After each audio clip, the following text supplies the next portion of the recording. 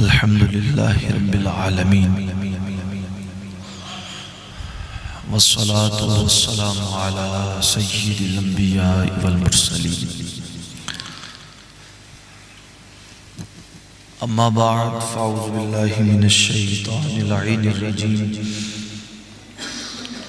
بسم الله الرحمن الرحيم ورفعنا لك ذكرك صدق الله مولانا العظيم وبلغنا رسوله النبي الكريم الأمين إن الله وملائكته يصلون على النبي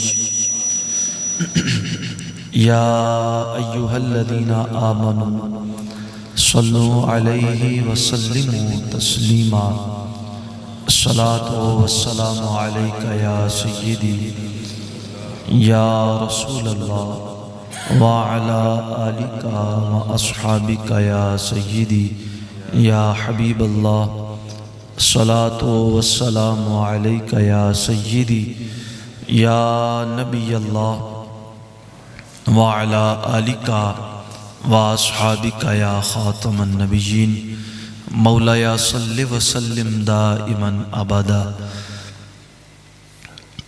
علی حبیبک خیر الخلق کلہم محمد سید الکونین والثقلین والفریقین من عرب ومن عجم ثم الرضا عن ابی بکر وعن عمر وعن علی وعن عثمان ذی الکرم مولایا صلی وسلم دائما ابدا علی حبیبک خیر الخلق کلہم۔ محترم سامعین کرام، ذوی الاحتشام، بزرگوں، نوجوان ساتھیوں، پیارے بچوں، السلام علیکم ورحمۃ اللہ وبرکاتہ۔ میں سب سے پہلے تاخیر سے پہنچنے پر معذرت کرتا ہوں۔ کچھ موسم ایسا ہے کہ پہنچتے پہنچتے کافی وقت لگ گیا، اور آپ سبھی حضرات کو آپ کی عظمت کو سلام ہے کہ ایسے موسم میں حضور کا ذکر سننے کے لیے آپ یہاں پر موجود ہیں، اور حضور کے ذکر سے اپنے قلب کو گرما رہے ہیں۔ اللہ تعالیٰ آپ کو اس کا اجر عطا فرمائے۔ مبارکباد پیش کروں گا بانیان محفل کو اور اس مسجد کے خطیب، امام صاحب اور جملہ انتظامیہ، اللہ تعالیٰ ان کو دارین کی عزتیں عطا فرمائے۔ میرا تعارف یہی ہے جو ہمارے استاد گرامی حضرت علامہ مولانا امیر المجاہدین خادم حسین رضوی صاحب ساری زندگی اپنا تعارف پیش کرتے رہے اور بتاتے رہے کہ ہم کون ہیں۔ بندائے پروردگارم امت احمد نبی، دوست دار چار یارم تابع اولاد علی، مذہب حنفی دارم ملت حضرت خلیل، خاک پائے غوث اعظم زیر سایہ ہر ولی۔ یہ ہمارا تعارف ہے۔ آج کل لبرلزم کی وبا ہر طرف پھیلی ہوئی ہے اور اس قدر عام ہے، اور اس بیماری میں بہت سارے لوگ مبتلا ہو گئے،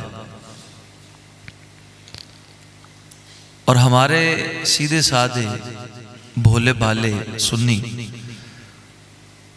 لوگوں کی باتوں سے متاثر ہو جاتے ہیں، اور اگر کوئی پوچھے کہ آپ کون ہیں تو اس کا مطلب ہوتا ہے آپ کا مسلک کیا ہے۔ تو پتہ نہیں کیسے یہ ذہن ہمارے اندر آ گیا، یہ سوچ آ گئی کہ جی ہم تو بس مسلمان ہیں، ہم تو سیدھے سادے مسلمان ہیں، ہم شریف لوگ ہیں، ہم سیدھے سادے مسلمان ہیں۔ کوئی پوچھے آپ کا مسلک کیا ہے، یہ مسلک والی کون سی بات ہے، مسلمان ہے۔ تو کسی کو اپنے کاروبار کی فکر ہوتی ہے، اگر میں بتاؤں گا کہ میں داتا علی حجویری کا نوکر ہوں، اگر کوئی بتائے گا کہ میں قادری ہوں، اگر کوئی بتائے گا میں چشتی ہوں، اگر کوئی بتائے گا میں بابا فرید کا محب ہوں، تو پتہ نہیں یہ گاہک ہماری دکان سے سودا لے گا یا نہیں لے گا۔ بعض لوگ اپنی دکان پہ یا حیو یا قیوم لکھوا دیتے ہیں۔ بات سمجھ آ رہی ہے آپ؟ مجھے جو موضوع دیا گیا ہے وہ یہ کہ اعلیٰ حضرت کون ہے اور اہل سنت و جماعت، اور ہمارا جو مسلک ہے، کیا ہم بریلوی لکھ سکتے ہیں؟ کیا یہ حق کی نشانی ہے؟ یہ میرا موضوع، یہ مجھے دیا گیا ہے۔ یہ بڑا مشکل موضوع ہے، اس دور میں اس موضوع پہ ایسے ماحول میں بات کرنا یہ بڑا دل اور جگرے کا کام ہے۔ اس کی وجہ یہ ہے کہ ہر بندہ اپنا ایک علیحدہ ذہن رکھتا ہے۔ تو بات میں کر رہا تھا کہ ہم بھی سیدھے سادے مسلمان ہیں، بس مسلمان ہیں، اس سے بڑھ کر کچھ بھی نہیں ہے کہ ہم مسلمان ہیں بس۔ تو آئیے آپ کو بتاتا ہوں داتا صاحب کیا فرماتے ہیں۔ کشف المحجوب میں سیدی داتا گنج بخش علی حجویری فیض عالم رحمت اللہ تعالی علیہ، آپ اپنے آپ کو سنی حنفی لکھتے ہیں، تو اب بتائیں داتا صاحب کو ڈینگے مسلمان ہیں جی؟ داتا صاحب ڈینگے مسلمان نہیں، بلکہ یہ ہماری پہچان ہے، اہل سنت و جماعت، اہل السنت والجماعت، یہ ہماری پہچان ہے، اس کے بغیر ہم ادھورے ہیں۔ اور اعلیٰ حضرت ان سے ہم محبت کرتے ہوئے اپنے ساتھ بریلوی لکھتے ہیں۔ اب بریلوی لکھنے پر بھی بڑے مسئلے ہیں۔ سب سے پہلے فتویٰ اعلیٰ حضرت پہ لگتا ہے۔ اعلیٰ حضرت وہ ہیں جنہوں نے رسول اللہ صلی اللہ علیہ وسلم کی شان کو اللہ کے ساتھ ملا دیا، یہ اعتراض ہوتا ہے۔ لہذا اعلیٰ حضرت کی نسبت بریلوی اگر کوئی لکھتا ہے تو بہت سارے لوگوں کو پرابلم ہو جاتی ہے۔ ہر بندے کا معدہ کمزور سٹرونگ نہیں ہوتا، کچھ لوگوں کا معدہ کمزور بھی ہوتا ہے، وہ ایسی باتیں سننے کے متحمل نہیں ہوتے ہیں۔ تو ایک بندہ اعتراض کرنے لگا کہ حضور آپ اعلیٰ حضرت پہ اعتراض کیا کہ حضور آپ رسول اللہ صلی اللہ تعالیٰ علیہ وآلہ وسلم کو اللہ کے ساتھ ملا دیتے ہیں، تو آپ حد میں رہ کر تعریف کیا کریں، کوئی لیمٹ میں رہ کر بات کیا کریں، نعت لکھا کریں، حضور کی تعریف کیا کریں۔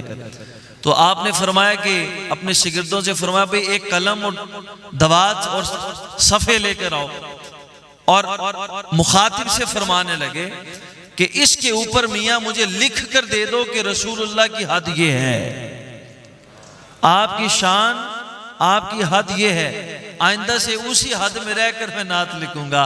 اعلیٰ حضرت رحمت اللہ تعالی علیہ نے اس کی دل کی کایا کو پلٹ دیا، اور کیفیت میں آ کر آپ کہنے لگے کہ بخدا خدا کا یہی ہے در، نہیں اور کوئی مفر مقر، جو وہاں سے ہو یہیں آ کے ہو، جو یہاں نہیں وہ وہاں نہیں۔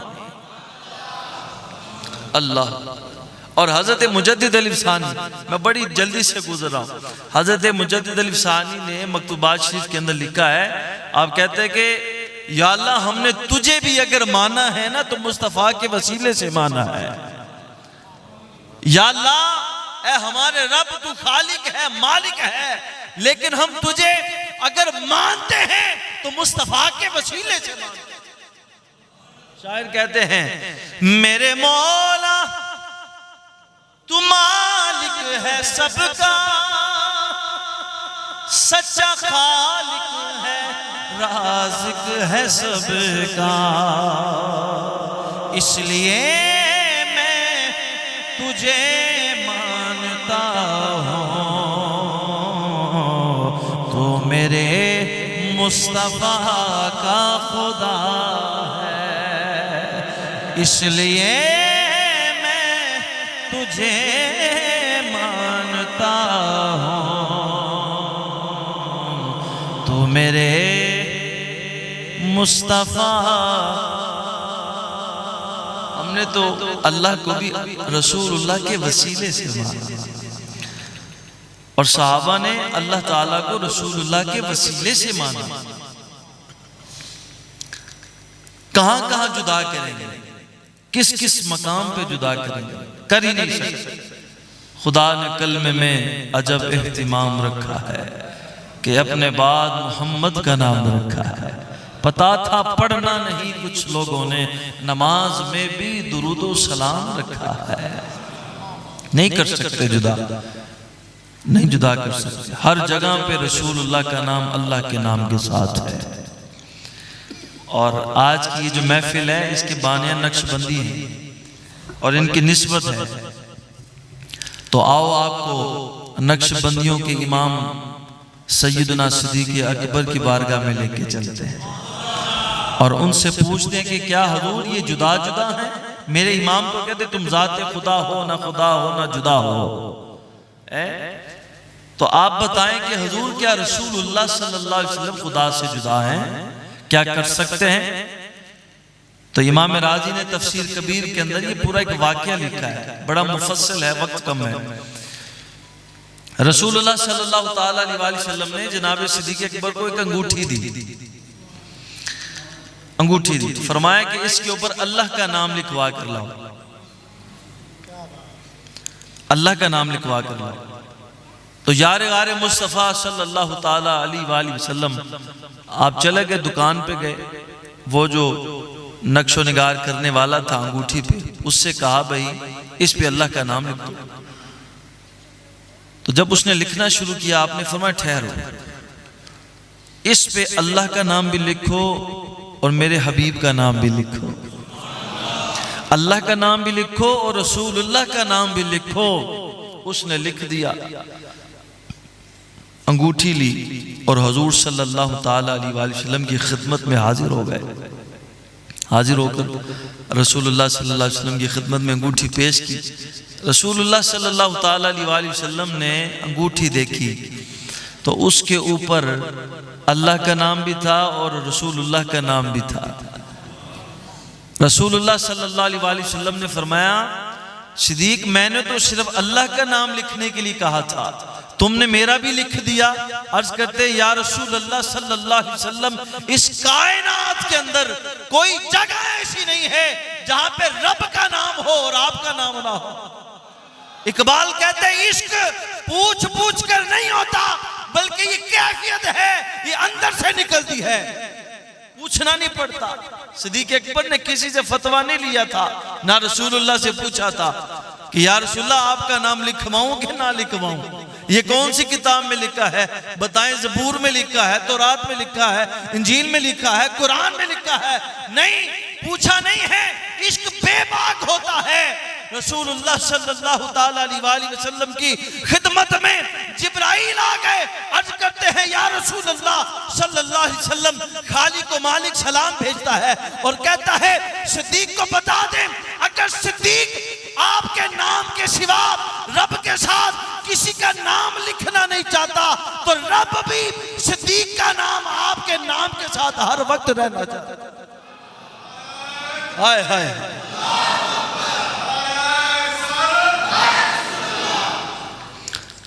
اللہ بھی یہی چاہتا ہے کہ یا رسول اللہ صلی اللہ علیہ وسلم صدیق آپ کے ساتھ رہے، ہر وقت آپ کے ساتھ رہے. آپ دیکھ لیں قبر میں بھی ساتھ ہیں، زندگی میں بھی ساتھ رہے، قبر میں بھی ساتھ ہیں، اٹھیں گے بھی ساتھ، اٹھیں گے بھی ساتھ، جنت میں بھی ساتھ. تو یہ وہ ساتھ ہے جس کو رسول اللہ صلی اللہ علیہ وسلم نے بشارت دی کہ صدیق تم ہر جگہ ساتھ ہو. تو گزارش یہ ہے کہ ہم جدا نہیں کر سکتے. تو اعلیٰ حضرت نے رحمت اللہ تعالیٰ علیہ آپ نے فرمایا کہ میاں بتاؤ پھر کوئی حد ہے تو پھر بتا دو، اس کے اندر رہ کر ہم نعت کہا کریں گے. کہنے لگا نہیں حضور پھر رسول اللہ کی تو حد ہی نہیں ہے کمالات کی. اسی لیے میرے امام کہتے ہیں وہ کمال حسن حضور ہے کہ گمان نقص جہاں نہیں، یہی پھول خار سے دور ہے، یہی شمع ہے کہ دھواں نہیں بخدا خدا کا یہی ہے در، نہیں اور کوئی مفر مقر، جو وہاں سے ہو یہیں آ کے ہو، جو یہاں نہیں وہ وہاں نہیں، تیرے آگے یوں ہیں دبے لچے فصحا عرب کے بڑے بڑے، کوئی جانے منہ میں زبان نہیں بلکہ جسم میں جان، نہیں کر سکتے جدا۔ رسول اللہ صلی اللہ تعالیٰ علیہ وآلہ وسلم کا نام رب سے جدا نہیں ہو سکتا۔ سیدی امام اہل سنت اشاہ امام احمد رضا خان فاضل بریلی یہ ہماری جان ہے، اور ہم اپنے نام کے ساتھ آپ کی نسبت کو لانا اپنے لیے اعزاز سمجھتے ہیں۔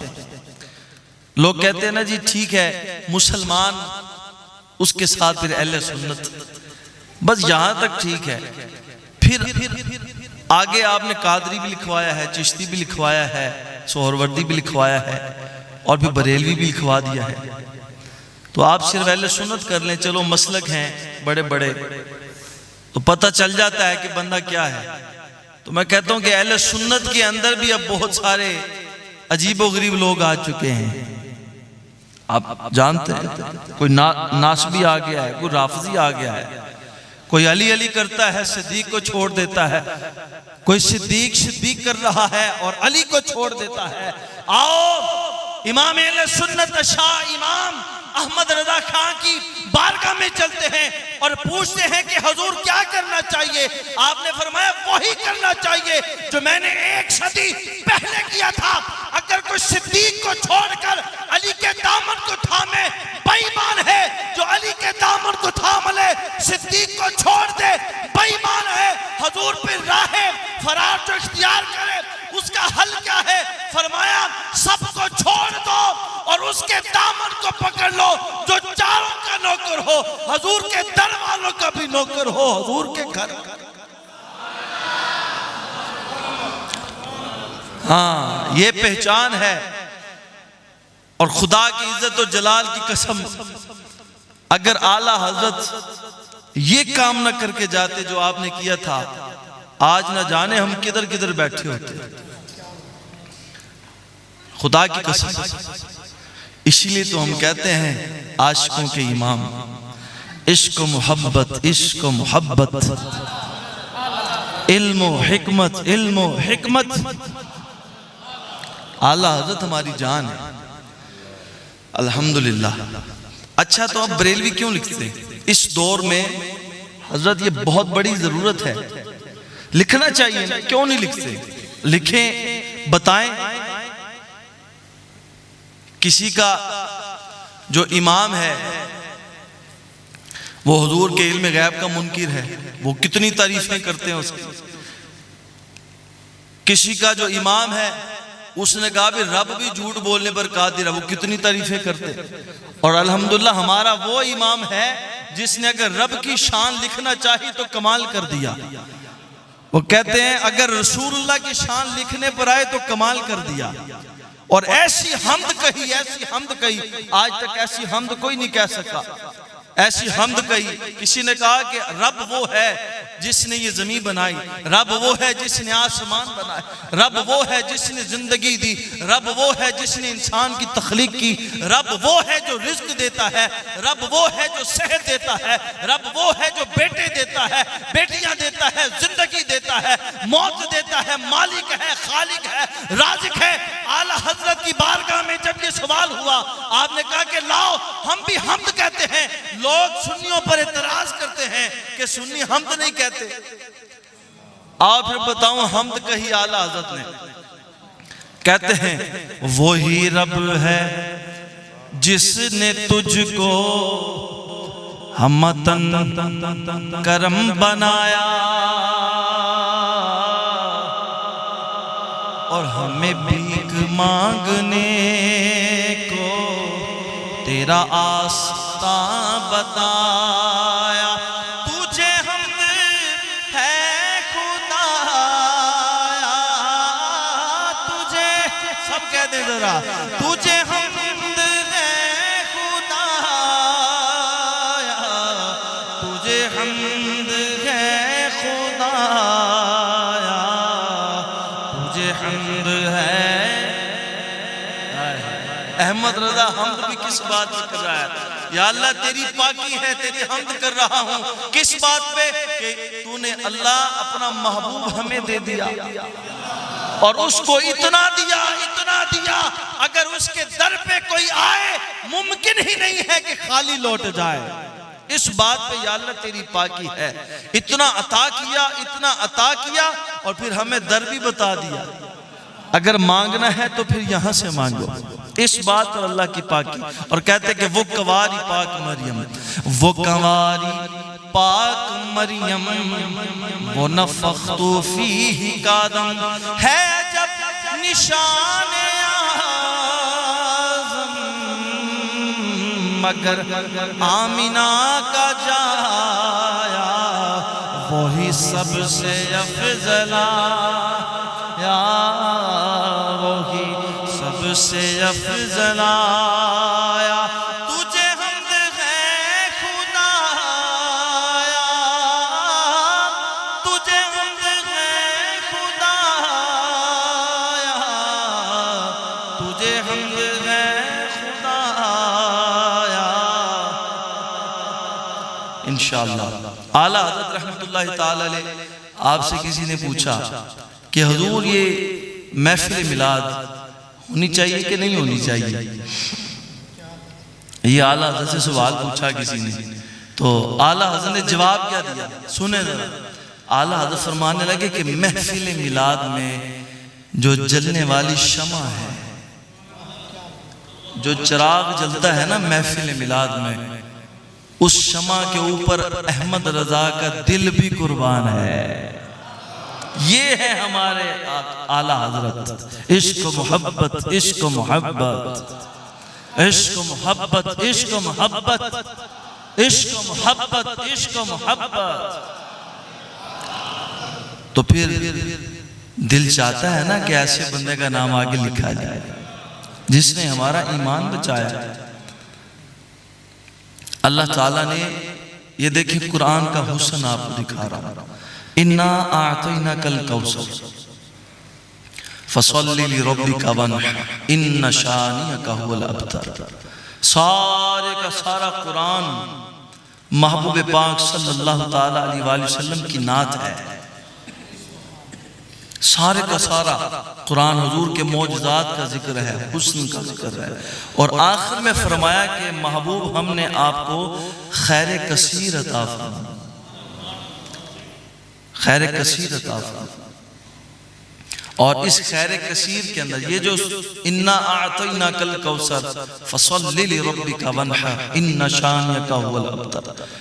یہ ایسی سورت ہے، قرآن کی سب سے چھوٹی سورت ہے، اور یہ بھی معجزہ ہے، معجزہ ہے۔ رسول اللہ صلی اللہ تعالیٰ علیہ وآلہ وسلم آپ سے کافر کہنے لگے بھئی آپ تو شاعر ہیں، آپ شاعر ہیں، آپ جادوگر ہیں، آپ اپنی طرف سے بنا کر پیش کر دیتے ہیں۔ رسول اللہ نے فرمایا بھی تم بھی عربی ہو، میں بھی عربی ہوں، تم بھی لے آؤ، اور تم بھی ایسی چھوٹی سی کوئی صورت بنا کر لے آؤ۔ اور رسول اللہ کیوں کہہ رہے تھے؟ اللہ نے کہا تھا محبوب ذرا چیلنج کریں کھڑے ہو کے ان کو، کافروں، محبوب آپ ذرا چیلنج کریں کھڑے ہو کر۔ کافر عاجز آ گئے، پتہ چلا کہ محبوب صلی اللہ تعالیٰ علیہ وآلہ وسلم نے یہ جو چیلنج کیا ہے یہ قیامت تک کے کافروں کے لیے ہے۔ قیامت تک کافر ایسی کوئی صورت نہیں لا سکتے، کیوں؟ کیونکہ وہ جھوٹے ہیں اور قرآن سچا ہے، رسول اللہ صلی اللہ تعالیٰ علیہ وآلہ وسلم کا فرمان سچا ہے۔ قیامت تک کافر اِنَّا أَعْطَيْنَاكَ الْكَوْثَرَ جیسی صورت نہیں لا سکتے، اور قیامت تک مصطفیٰ جیسی صورت بھی نہیں آ سکتے۔ یہ دونوں چیزیں محال ہیں، نہیں آ سکتی۔ اللہ کے محبوب دانِ غیوب صلی اللہ تعالیٰ علیہ وآلہ مبارک وسلم آپ نے فرمایا کہ ایسی کوئی صورت ہی لے کر آ جاؤ، نہیں لا سکے۔ اور اس کی اِنَّا أَعْطَيْنَاكَ الْكَوْثَرَ ایک آپ کو وظیفہ بھی بتا رہا ہوں۔ اگر کسی بندے کا رزق کم پڑ جائے، وہ سوچے کہ یار رزق کم ہو گیا ہے، پریشانی آ گئی ہے، مال نہیں ہے، تو ہر مغرب کی نماز کے بعد 21 دفعہ انا اعطیناک الکوثر، یہ سورت پڑھے وارے نیارے ہو جائیں گے۔ رب کہہ رہا محبوب ہم نے آپ کو خیر کثیر دے دی، خیر کثیر دے دی ہے، جو پڑھے گا اللہ تعالیٰ اس کو بھی کثرت عطا فرما دے گا۔ تو یہ پڑھنی ہے آپ نے۔ اگر کوئی پریشان ہو گھر میں جائے سب سے پہلے سلام عرض کرے، السلام علیکم ورحمت اللہ وبرکاتہ، سورہ اخلاص پڑھ لے۔ رسول اللہ صلی اللہ علیہ وسلم کی خدمت میں ایک صحابی آئے، کہنے لگے کہ یا رسول اللہ میں بڑا مارا ہوں، بڑا پریشان ہوں۔ حضور نے فرمایا جب بھی گھر میں جاؤ سلام کہو اور سورہ اخلاص پڑھو۔ کچھ دن بعد وہ حضور کی خدمت میں حاضر ہوا۔ رسول اللہ صلی اللہ علیہ وسلم کہنے لگا کہ حضور آپ کی الفاظ ادا کرنے کی دیر تھی اور میں نے پڑھنا شروع کیا، چند ہی دن گزرے تھے نہ جانے کہاں کہاں سے اللہ نے مال عطا فرما دیا۔ تو یہ علم ہے، کیا ہے؟ یہ علم ہے اللہ کا جو قرآن ہے نا، یہ سب سے بڑا علم ہے۔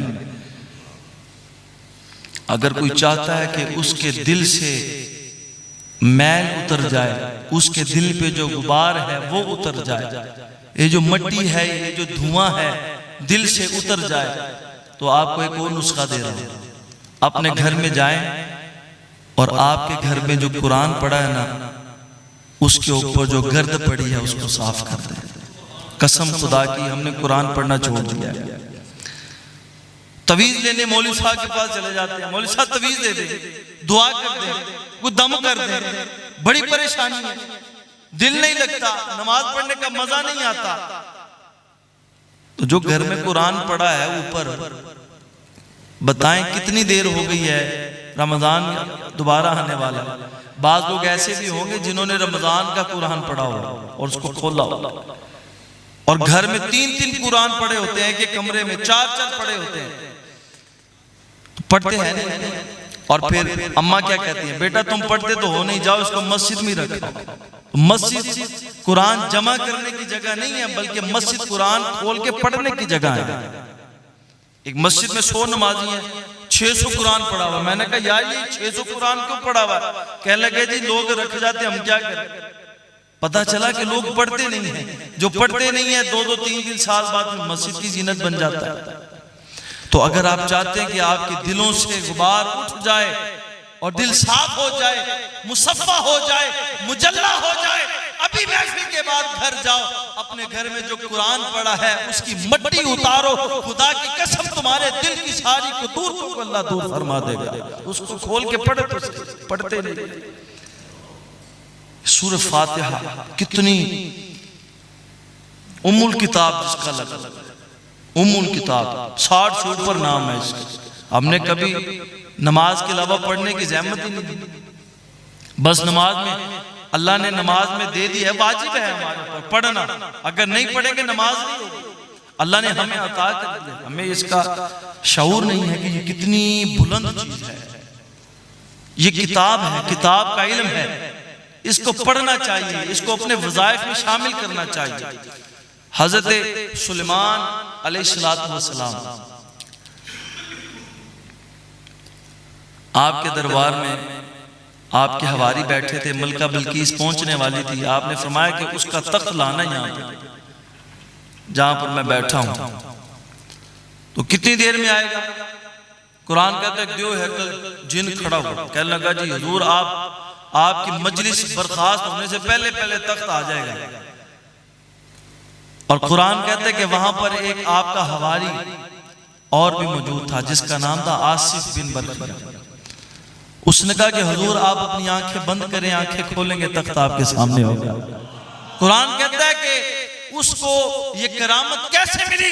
قرآن کہتا ہے کہ اس کے پاس کتاب کا علم تھا۔ کتاب کون سی تھی؟ زبور کتاب۔ اس کے پاس اس کتاب کا علم تھا، اس علم کی وجہ سے اس نے یہ دعویٰ کیا کہ حضور آپ اپنی آنکھیں بند ہیں، کھولیں تخت آپ کے سامنے پڑا ہوگا۔ اور سورہ فاتحہ کیا یہ کتاب کے علم میں سے نہیں؟ انا اعطینا یہ کتاب کے علم میں سے نہیں؟ مولا علی شیر خدا کرم اللہ تعالیٰ وجہ الکریم فرماتے ہیں اگر علی کی رسی بھی گم ہوگی نا جنگل میں، علی وہ بھی قرآن سے جو ہے وہ ڈھونڈے گا۔ کیوں؟ کیونکہ آپ کے پاس کتاب کا علم ہے۔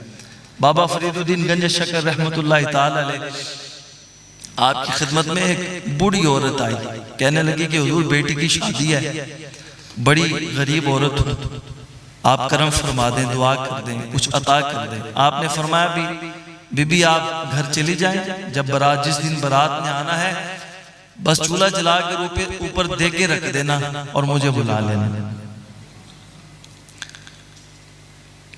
اس نے کہا ٹھیک ہے۔ اب دل میں یہ بھی خیال کہ بیچ میں پانی ہے، آگ تو میں نے جلا دی ہے، باراتی بھی آ جائیں گے، پانی کا پانی رہا تو پھر کیا بنے گا، کرتی نہ کیا کرتی۔ پھر اس نے وہی کیا جو بابا صاحب نے فرمایا تھا، چولہا جلا دیا، اوپر دیگیں رکھ دی، اندر پانی ڈال دیا، لکڑی جلا دی،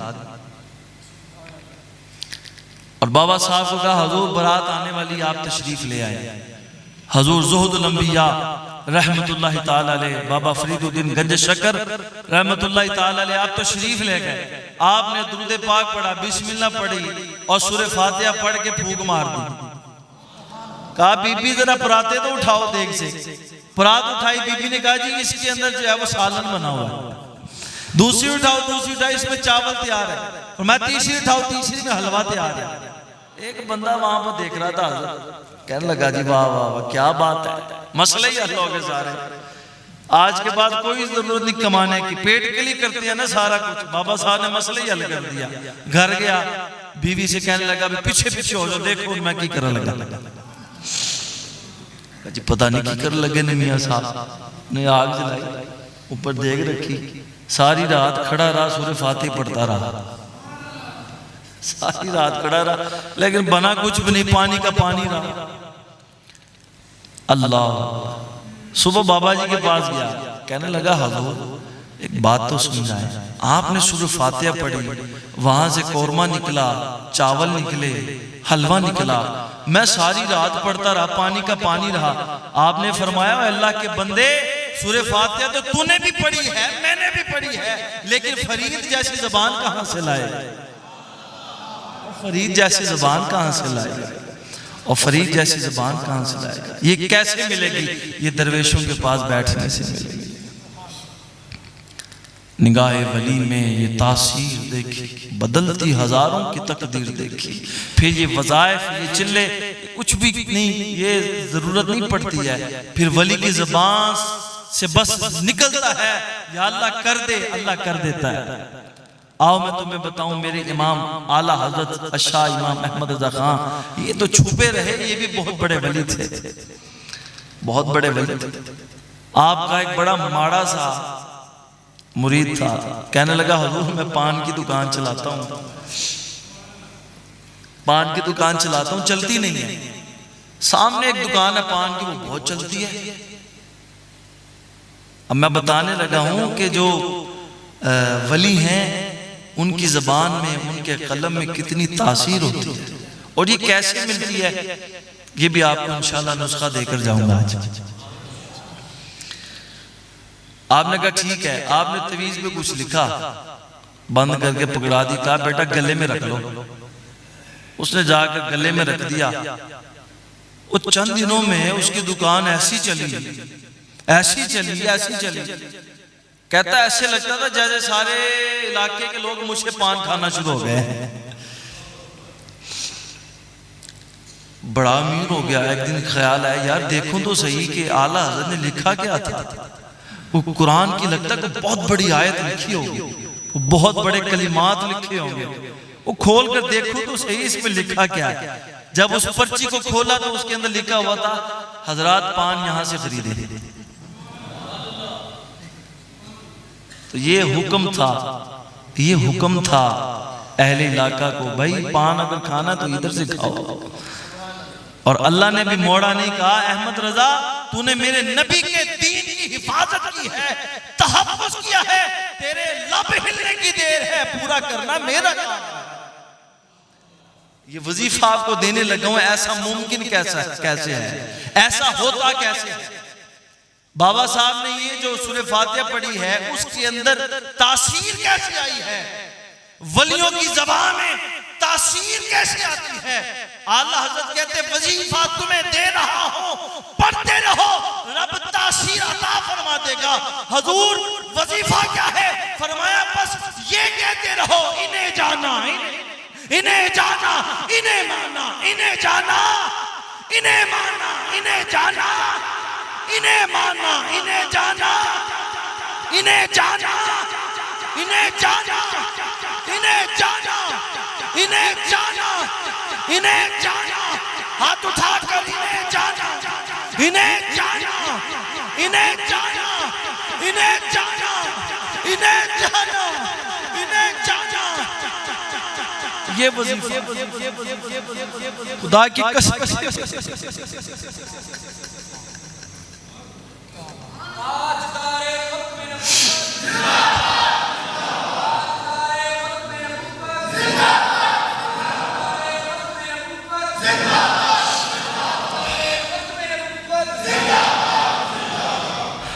خدا کی قسم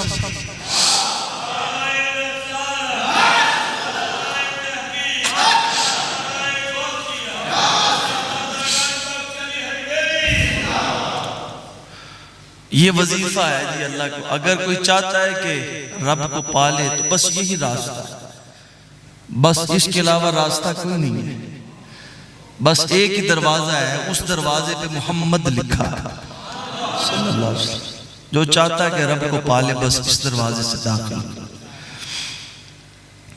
جس بھی ولی کو چھیڑ کر دیکھیں گے نا آپ، وہ یہی کہے گا کہ بس انہیں جاننا، انہیں جاننا۔